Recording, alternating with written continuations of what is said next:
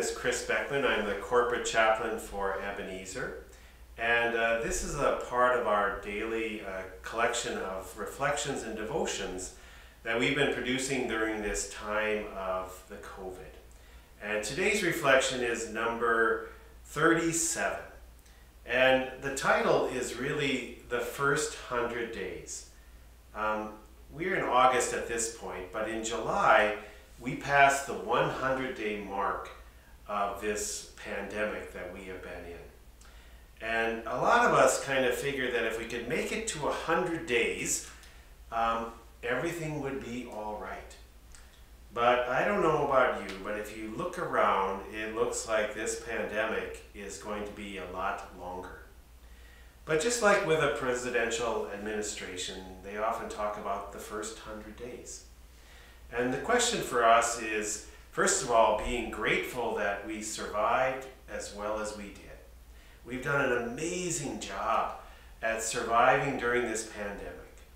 We've put up with our families not being able to visit, with having to wear masks and being cleaned all the time, not being able to eat our meals with our friends, having to do all of these things on videotape and not direct and important. In fact, this morning I saw a group, they were outside doing exercises out in the parking lot. Normally we would have been doing that inside, in community, directly with people that we know and love and care about. The question for a lot of us is, we know the problem that's coming for us. How do we make it through the next 100 days? How do we find hope and possibility? How do we survive the next 100 days? Where do we find our hope and our possibility? Especially when the real trouble in all of this is we don't know how long this is going to last. I don't know about you, but I find it a lot easier to cope with things and to wrestle with things and to prepare for things if I have a pretty good idea of how long I'm going to be at this project. But how long are we going to be at this? Is it going to be 6 months? Is it going to be 9 months? Is it going to be a year? That open-ended nature of this process is part of what's making this so difficult for so many of us. We are used to engaging things and working through things. In fact, I bet most of you, we should be proud of the way that we have coped with this pandemic. But the question is how are we going to make it going forward? Every one of us knows this question. The trouble is that most of us don't have a good answer. How are we going to make it? What's going to keep our strength up? What's going to keep our hope up? What's going to keep our faith and hope and spirit alive? You know, I don't know that I have an answer for you. And I doubt that you have a good answer for me.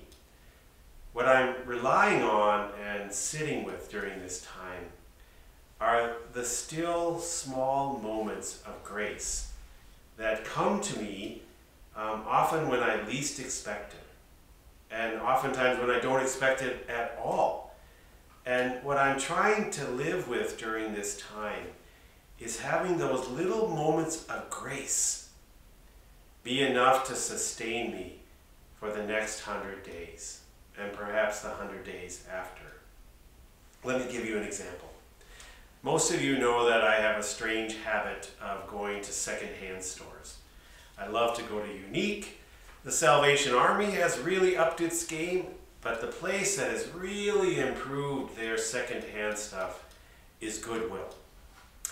And the other day I was at Goodwill and I was so thankful because they finally have reopened their stores again. And I don't go to Goodwill really because I need anything, but I go because it's a hobby. And I go because it's a great treasure hunt. And Goodwill, like every other place that we go to now, they have all of the restrictions about wearing a mask, and on the floor they have arrows marked which direction you're supposed to be walking so that you don't have traffic going by each other in the hallways. It's very annoying. And yet there are people there, and you're just trying to experience a little bit of the joy that I once had in treasure hunting. You know, for me, whenever I buy something for my children there who are now teenagers, I usually figure if that it made it to Goodwill in one piece, it will survive my 3 teenage boys. So I had a few things in a cart, and I was really starting to feel better about myself and feeling like I had a little bit of my life back again. And then somebody turned around and said to me, "Sir, what's going on here? Are you okay?" And I got angry. It was as though this person was saying, "Why did you leave your cart in that place of the store?" Because I had put my cart in the aisle and put it off to the side, I thought, but I had a bunch of stuff in it. And I thought the person was criticizing me for leaving my cart unattended at Goodwill. And you know what happened? He came up to me, and he happened to work at Goodwill. And he said to me, "Sir, it looks like you're buying a lot of stuff today. I think you need a 20% off coupon."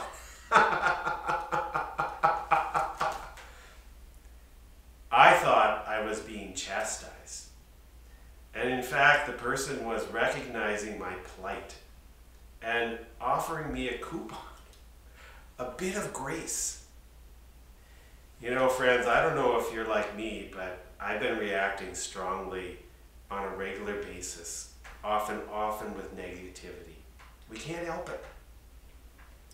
But thank the Lord for a beautiful moment of grace, where I thought I was being chastised and made to feel awful about being at Goodwill, when really this guy was just stopping and offering some grace. And hilariously, I had in my hand a hummingbird feeder at the time, one of those hand-blown glass ones that I had found. And for the next 10 minutes, we stood there and talked about hummingbird feeders. I mean, only at Goodwill can you pull off that kind of story. But what a marvelous, magical, grace-filled moment. Is that going to get me through the next 100 days? No. But it sure got me through that day.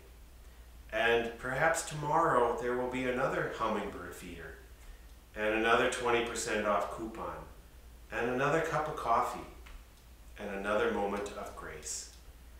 May those be enough for you to sustain us through this journey ahead. Blessings on the journeys, my friend. Bye for now.